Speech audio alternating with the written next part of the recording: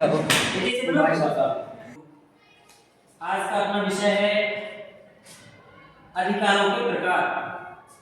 राजनीति विज्ञान की कक्षा 12 है 11। उसमें जो आपका अध्याय है उसमें अधिकारों के प्रकार का जो टॉपिक है आज इसे अपन विस्तार से समझेंगे। अधिकार कितने प्रकार के हैं और कौन कौन से अधिकार हैं, उनकी क्या परिभाषा है। देखो, आपसे जो परीक्षा में पूछा जाता है उसमें किसी एक अधिकार को भी पूछा जा सकता है और सारे अधिकारों को भी पूछा जा सकता है। यदि बड़ा क्वेश्चन पूछते हैं 4 नंबर में आपसे कोई प्रश्न पूछा जाता है तो वो होगा आपको पूरे अधिकार थोड़े थोड़े एक दो लाइन शॉर्ट में बताने पड़ेंगे। और यदि 2 नंबर में पूछा जाता है तो कोई भी एक अधिकार पूछा जा सकता है, चाहे वो आप मानवाधिकार पूछ लें, नैतिक अधिकार पूछ लें, नागरिक अधिकार में से कोई एक अधिकार पूछा जाएगा। और जब कोई एक अधिकार पूछा जाता है तो फिर आपको विस्तार से परिभाषा लिखनी है। ठीक है, तो अपन एक एक करके विस्तार से इनकी परिभाषा समझते हैं, जिससे कि आपका बड़ा क्वेश्चन भी तैयार हो सके और एक छोटे छोटे क्वेश्चन 6 छोटे छोटे क्वेश्चन भी तैयार हो सके। ठीक है, तो पहले अपन बात करते हैं अधिकारों के प्रकार की। तो अधिकारों को मुख्य रूप से 6 प्रकारों में बांटा गया है। उन 6 प्रकारों में जो सबसे पहला अधिकार है वह है आपका मानवाधिकार। मानवाधिकार क्या है?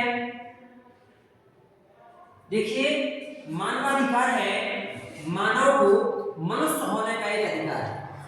मानव को मनुष्य होने का जो अधिकार है वो राज्य प्रदान नहीं करता है। वो कौन देता है?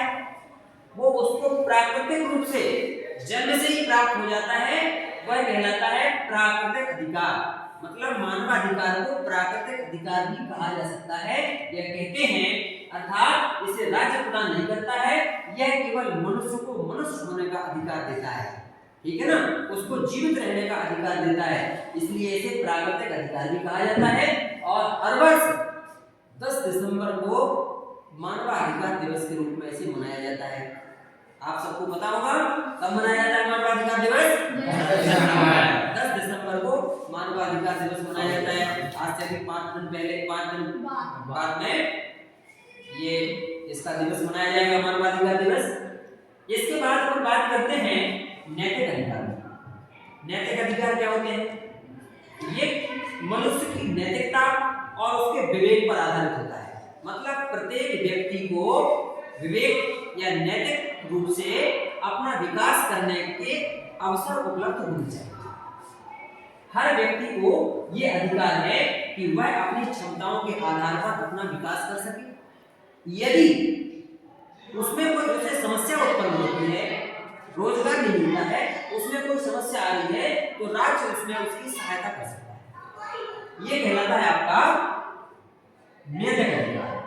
नैतिकता के आधार पर हर मनुष्य को अपना विकास करने का, रोजगार प्राप्त करने का अधिकार है। और ये अगर उसे इसमें कोई समस्या आती है तो वो क्या कर सकता है? राज्य से सहयोग प्राप्त कर सकता है और राज्य उसकी मदद कर सकता है। अर्थात ये भी एक तरह से उसका राजनीतिक अधिकार नहीं है, राज्य का अधिकार नहीं है। इसे भी राज्य प्रदान नहीं करता है, केवल इसमें उसकी मदद करता है। फिर अपन बात करते हैं नागरिक अधिकारों की। नागरिक अधिकार क्या होते हैं? तो नागरिक अधिकार पूर्ण रूप से राज्य प्रदान करता है। इसकी एक एक परिभाषा आप नोट करते जाइए। राज्य क्या करता है? नागरिक अधिकार प्रदान करता है। और नागरिक अधिकार इस बेस पर दिया जाता है कि वह इस राज्य का नागरिक है, इसलिए उसे नागरिक अधिकार प्रदान कर दिया जाता है।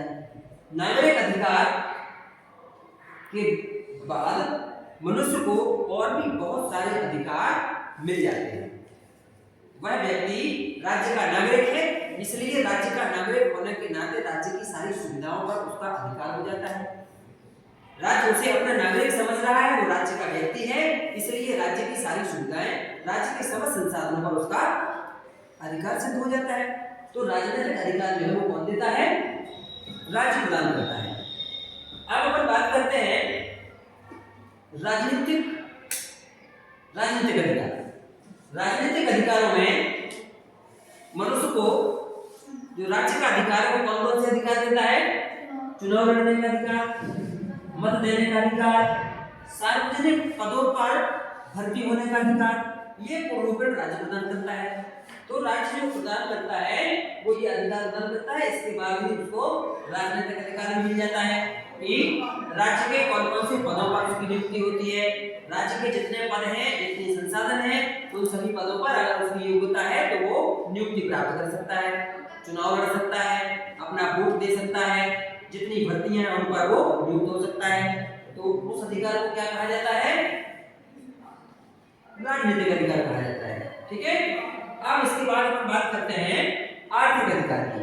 आर्थिक अधिकार क्या है?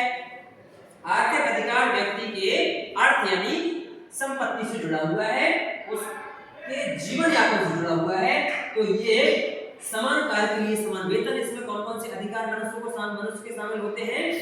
समान कार्य के लिए समान वेतन। यदि दो व्यक्ति कोई एक काम को बराबरी से करते हैं तो जितना वेतन एक व्यक्ति को दिया जाता है उतना ही वेतन किसी दूसरे व्यक्ति को भी उपलब्ध कराया जाना चाहिए। राज्य का इस प्रकार का काम हो। दूसरा, यदि कोई व्यक्ति अक्षम है तो अक्षमता की स्थिति में वह राज्य से सहयोग प्राप्त कर सकता है, राज्य उसकी मदद करता है और राज्य के किसी भी पद पर कार्य करने का अधिकार, राज्य के जितने कार्य हैं उन सभी कार्यों पर उसको काम करने का भी अधिकार प्रदान होता है। तो ये क्या है?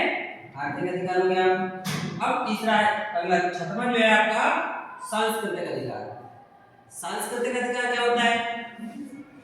हर देश में अलग अलग संस्कृति के लोग निवास करते हैं, तो जो जिस संस्कृति का व्यक्ति है उसे अपनी संस्कृति को संरक्षित करने का, संस्कृति का पालन करने का और उसके प्रचार प्रसार का पूर्ण अधिकार है। राज्य प्रत्येक व्यक्ति को यह अधिकार देता है कि आप अपनी संस्कृति का पालन करें, आप अपनी संस्कृति के प्रचार प्रसार के लिए विभिन्न प्रकार के कार्य कर सकते हैं, चंदा इकट्ठा कर सकते हैं और आप अपनी संस्कृति के संवर्धन के लिए सांस्कृतिक संस्थानों की स्थापना कर सकते हैं। इस प्रकार से ये आपका सांस्कृतिक अधिकार फिनिश होगा। राइट,